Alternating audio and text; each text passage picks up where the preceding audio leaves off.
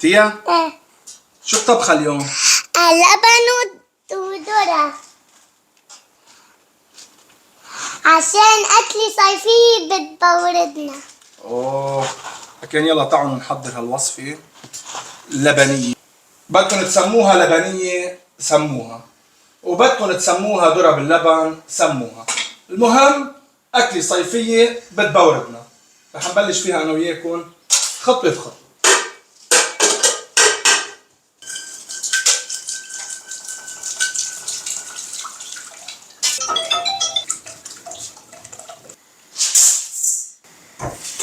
ننقعهم لمدة ساعتين.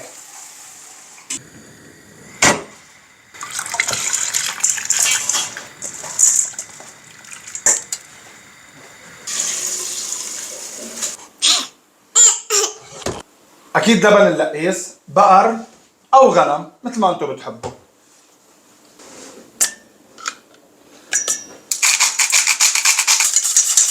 مي متلجة.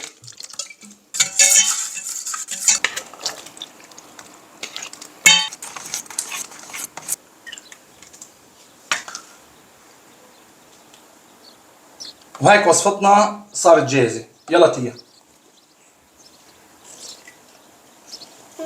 لايك. طيبين؟ شو بدنا نقول لهم؟ إذا عجبكم الفيديو ما تنسونا بشير ولايك وفولو، ويا أهلا معلش سهلة.